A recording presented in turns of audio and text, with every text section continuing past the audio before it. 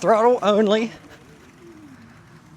Hey, what's going on everyone? So today we're going to be checking out the Lectric XPress 2 Cruiser. Now they make this model in a step-through frame, which is a Cruiser. They also make it in a step-over version, which is called the Commuter. And they no longer sell a 500 watt version of this bike. It only comes in 750 watt, which is awesome. And you have a couple different colors to choose from. In the Cruiser version, you can choose from blue or white. And in the Commuter version, you could choose from green or black, and the green color is pretty awesome. Kind of wish it came in that color for step through as well, but I do like this blue color also. And I do want to disclose that they did send me this bike for testing and review, but we're going to be putting this bike through its paces today, show you all the specs and features of it and how it performs. If you guys like this bike and want to pick up one after watching this video, I'll put a link down below in the description. It will be an affiliate link, and I will receive a small commission, which helps support this channel and helps me creating these reviews. But as always, I'll show you exactly how it performs. Let's get into it, and thanks for watching everyone. Oh yeah, and it's the same price as the original one, which is awesome. So now some of the upgraded features on this new 2.0, right off the bat, probably my favorite is the display and the easy adjustability of everything and being able to switch between torque or cadence sensor very easily. The 1.0 had a little bit of an older display and an older touchpad on there. This one's very easy. You just hit the up and down arrows. It takes you right into the display menu. Very easy to control: screen brightness, sleep, distance, trip, tire size, bike classifications, but everything very easy to control. And what's amazing is now they're starting to crack down a lot in a lot of different areas on e-bikes. What's easy to control is the bike classification. You can go in there with a click of a button, change it to class 1, 2, or 3, or even a California class 3, which means 28 miles per hour with pedals and no throttle. Very easy to change those modes if you want to stay legal. Make sure you check out your local rules and regulations, but very easy to adjust those settings. You could disable a throttle if you need to. Bunch of different things to make this bike easily legal in most areas. And then for your torque sensor, you can go in and change it from the standard torque multiplier, or you can increase the torque multiplier, which makes it a little bit more powerful with a little bit less effort as you're pushing on the pedals. Or you can go in and change that from a torque sensor to a cadence sensor if that's what you prefer. A lot of people don't like torque sensors because they have to work a little harder to get up hills.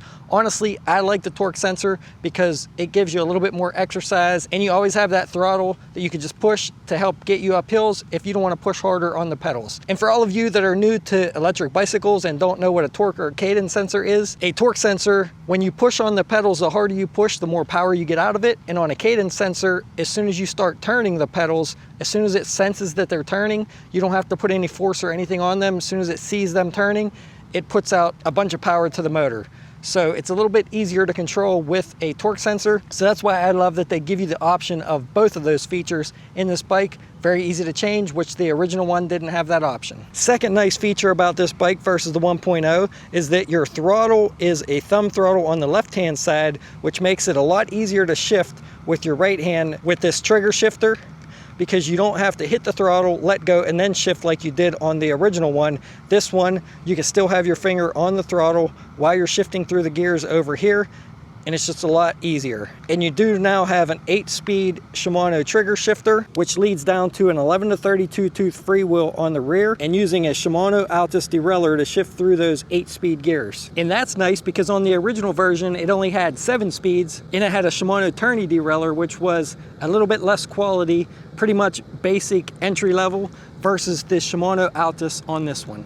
So nice upgrade. The next biggest upgrade in my opinion is this Suntour XCM32 suspension fork. Definitely feels a lot better than the original version. You have a little bit of adjustability here on this lockout knob. And then on the left-hand side, you have a preload knob, which I didn't really see that making much of a difference, but I did see a little bit of difference adjusting this, which is actually a lot easier. And if you guys do use that link down below, Lectric never gives out any coupons, so I can't leave coupons down below, but they do have some really good deals from time to time. Currently, as of me filming this bike is $1,399, and you can get some free accessories like a bike lock. It says the rear rack and fenders, so not sure if that always comes with it. I would assume it does, but who knows? Maybe they're gonna change that in the future. The big premium headlight in the front, and a cell phone holder. But like I said, those cells come and goes. Check out the link down below to see what they currently offer. Next nice upgrade is the quick detach pedals. Now the 1.0 also had quick detach pedals, which is nice. But the difference is this one has a spline shaft where the original one had like a hexagon shaft. It's a lot easier to plug these in. You don't have to worry about them being lined up. On the other ones, sometimes they wouldn't go in. You'd have to spin it and then get it to lock in. These ones pretty much lock in very easily just by pulling that out, pushing them in. You don't have to worry about anything being lined up. Now this bike is powered with a 14 amp hour battery using a 24 amp controller to power the 750 watt M24 motor.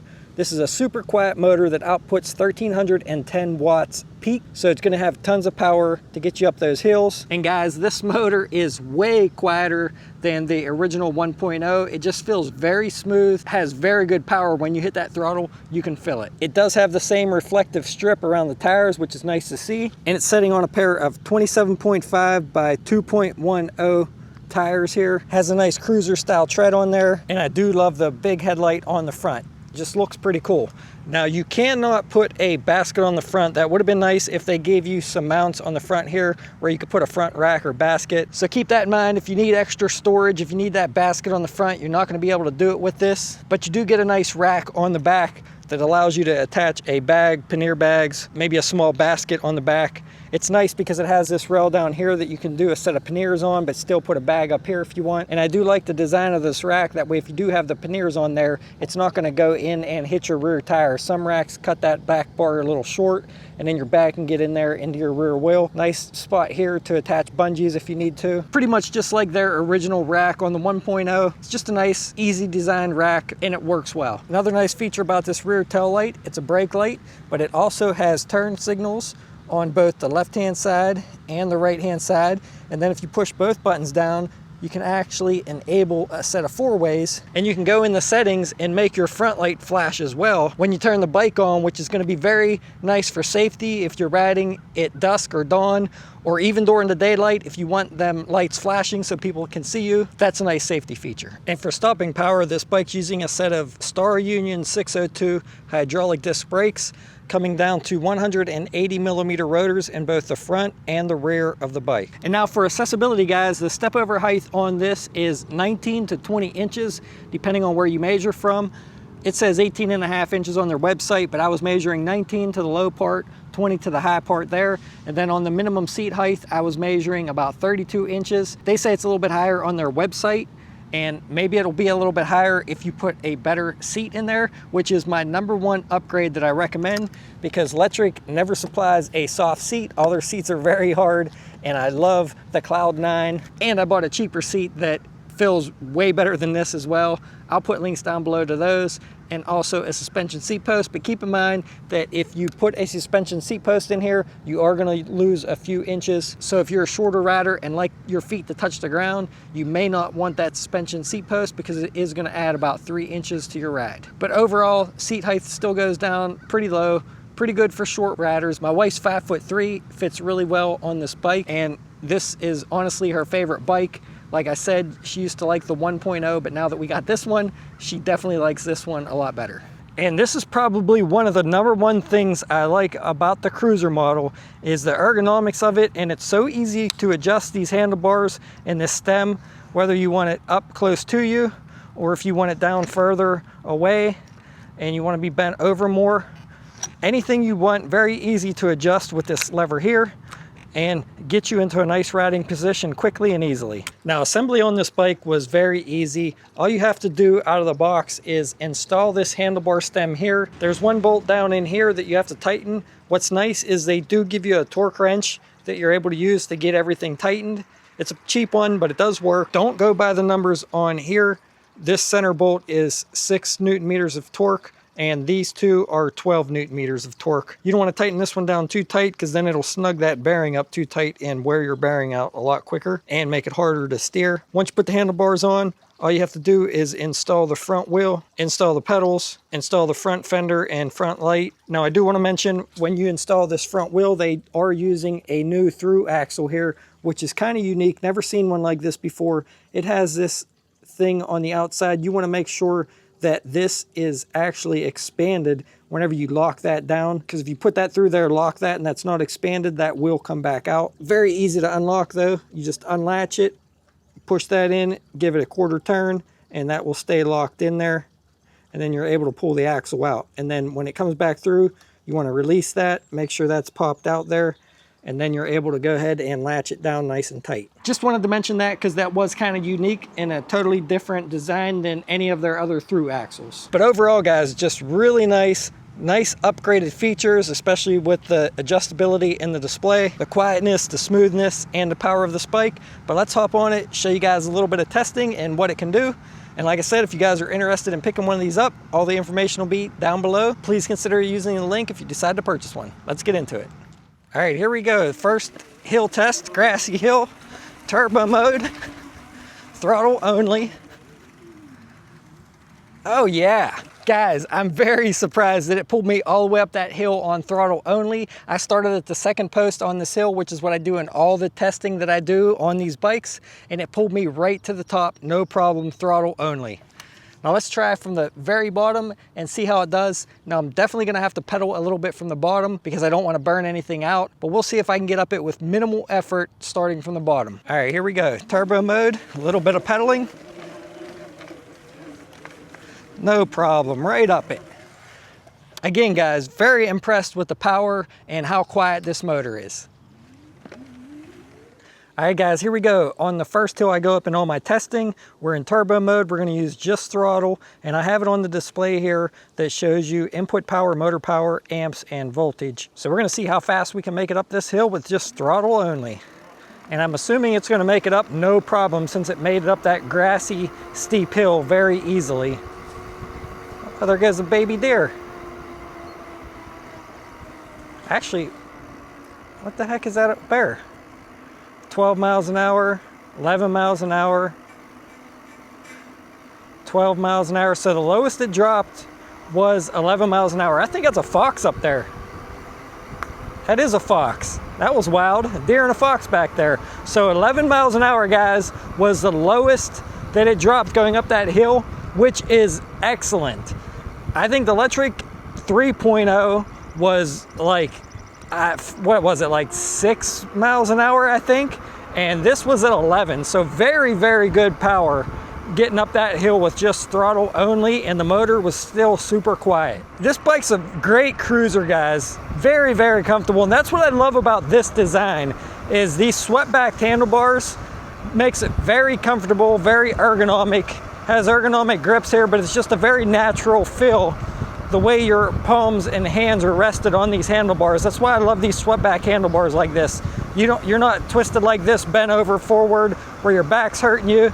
It's just a really good design here, the way it's set up. And that's one reason why my wife loves this bike, this style bike, because you sit up, you sit pretty straight, and it's very, very comfortable to ride and hold on to the handlebars. So the brakes seem very nice, very quiet, very smooth. Comes to a stop quickly. Very nice there. Now we're gonna go through the different PAS levels here. Right now we're in eco mode. Let me switch screens here. Eco mode. Let me shift back down. Can go very, very slow in eco mode. And I really don't want to show you the speed of each PAS level because it's not going to matter with the torque sensor.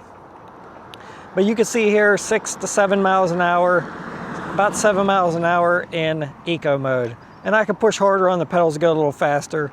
But what's nice is I'm going to bump this up all the way to turbo mode. And I'm still able to go 10 miles an hour. Now I'm not really putting any effort in. I'm almost just spinning the cranks, and it is set on the lower output. So if you want exercise, you're probably not going to want to be in turbo mode because you really don't have to put any effort into it to go. Now I do have it unlocked to a class 3 e-bike, so that might make a difference as well. You can easily go in and lower that down to a class 2 so you don't get as high of a speed and it may not put out as much power. But very, very nice, very, very easy to pedal.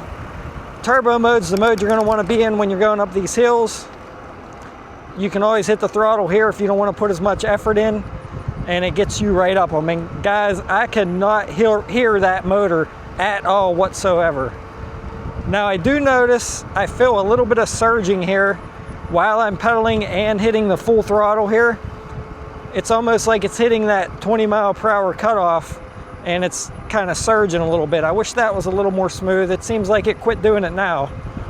It was just doing it for a split second back there where it was surging just slightly. There it goes again. And you can see that on the power meter there as well. So I feel like that should be a little smoother. Maybe it would be if I wasn't pedaling. We're gonna have to try it out here coming up and see if it does that on this stretch here with just throttle with no pedaling. So it could have been because I was inputting pedal power. Yeah, it seems a lot smoother there. The power went down gradually. So if you're pedaling and throttling, if you're hitting that 20 mile per hour max speed mark, you might notice it surging just a little bit. You might want to quit pedaling. But it doesn't do it when you're just throttling or if you're just pedaling. But very nice cruiser, guys. Very, very comfortable. Very nice ride. All right, guys, now we're just headed downhill. Gonna try out these brakes again. We're currently going 27 miles an hour. I'm gonna hit the brakes here, 28 miles an hour. Oh yeah, very nice. Slows down very quickly. I could lock them up easily if I wanted to. Obviously I don't want to. I don't want to put flat spots in my tires. But what's important is it has very good stopping power. The brakes are very quiet and very nice stopping power. All right, now we're starting out here in turbo mode. We are in gear 8. And if you keep an eye on the pedaling that I'm doing here, I'll show you the cadence.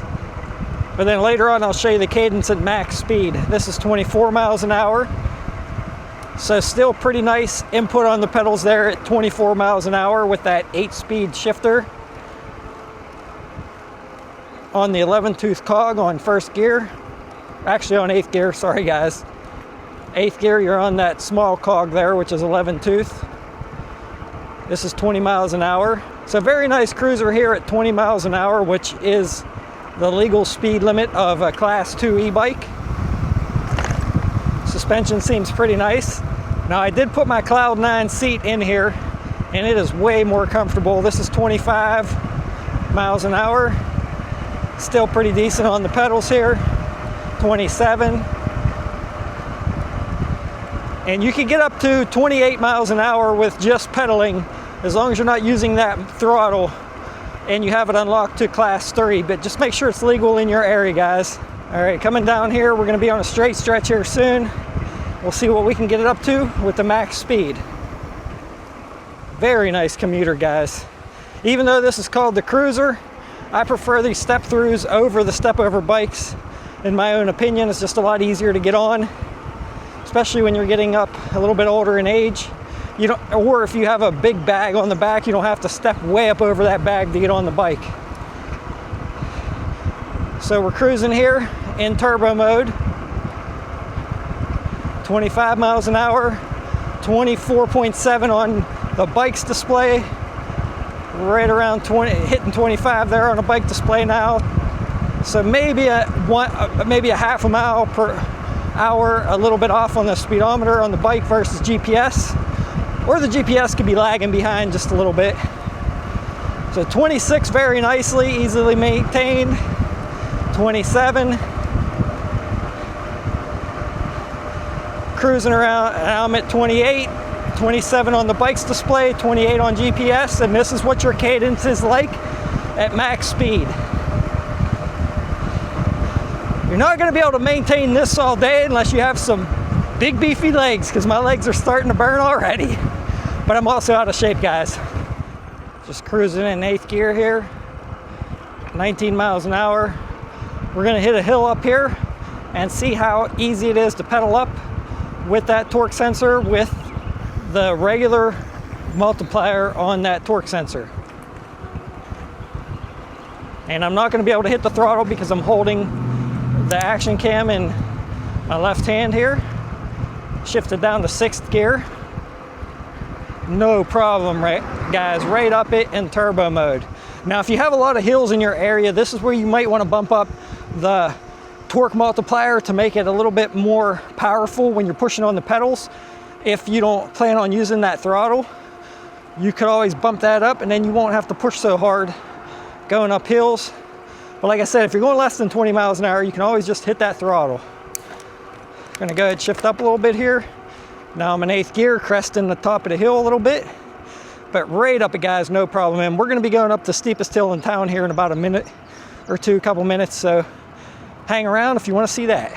Now I have the suspension seat post in here and my Cloud 9. Honestly, guys, I don't know if I would recommend the suspension seat post or the premium seat from Lectric. You could do better on Amazon and get a nicer seat for about the same money or less.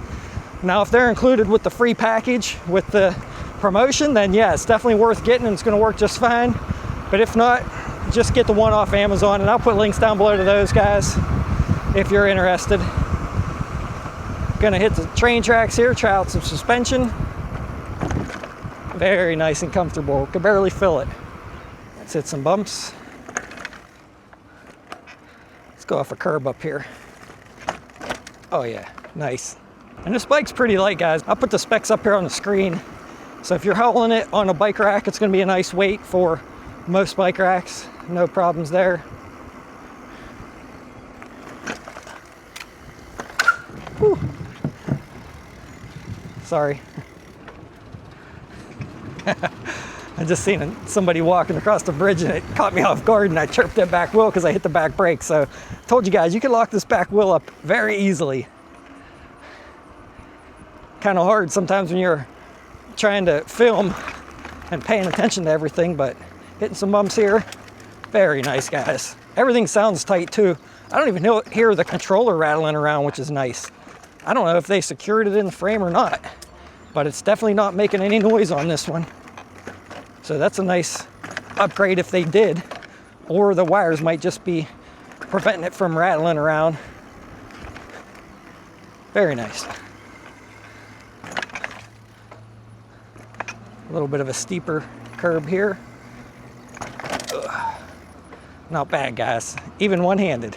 All right, guys, here we are, steepest hill in town, throttle only, 12 miles an hour on GPS, 11 on the bike, 10 on the bike, 9 miles an hour, motor output, 1,257 watts, throttle only, right up the hill, no problem at all.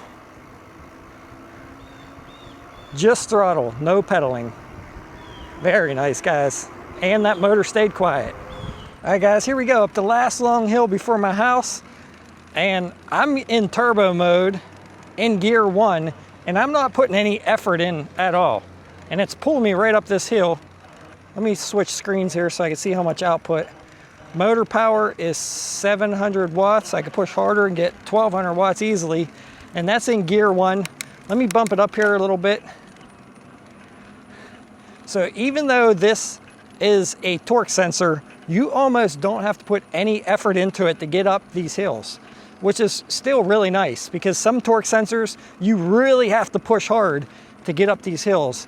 And like I said, I only have it on standard multiplier. So if I bump that up to a higher multiplier, it probably would be even easier yet. Let me bump it up here to gear 6. Barely pushing. You guys can see I'm barely working hard at all. And it's pulling me up no problem. But to save your motor and to save your battery, you're going to want to stay in a little bit of a lower gear if you're going up steep hills and you're helping pedal. I'm only putting in 100 watts by myself, and the motor power is 1,000 watts. So could you imagine if I didn't have the motor on trying to pedal up this? Actually, let's put it back down in gear 1. I'll shut the motor off. Here. All right, now the motor's off in gear 1. Holy cow, guys. It's crazy how much help an e-bike is getting up these hills. Let me bump it up here. Oh, almost at a standstill. Whew. All right, this is just an eco mode. You can see how much easier it is Let me bump it back up to turbo. Oh yeah, whew, way easier, no effort, right up it. So that's crazy, guys. I've been riding e-bikes for years, and sometimes I forget how hard it is to pedal up these hills without the motor on until you shut it off. If you guys remember my KBO Breeze video where my battery went bad and I had to pedal back up this hill, man, I was dying by the time I got home. In fact, they sent me another battery on that bike and it's still not right. That battery went bad too, I think, or maybe it's something else. I don't even know. Pretty sure it's a bad battery, but yeah, sometimes you guys don't realize how easy it is on an e-bike until you don't have one. So overall, guys, very, very nice. Very impressed with the upgraded features on this bike, especially for them not making the price any higher, keeping the price at $13.99. That's amazing. And that's going to be about it for this video. So thanks for watching, everyone. I hope you enjoyed the video and found it helpful. Hopefully you learned everything you need to know about the Lectric XPress 2. A lot of nice upgraded features. And if you're considering purchasing one, like I said, please use the link down below in the description to see what the price is and to help support the channel. And thanks for watching. If you like this content, stick around and I will see all of you around on the next one. Thanks again, guys.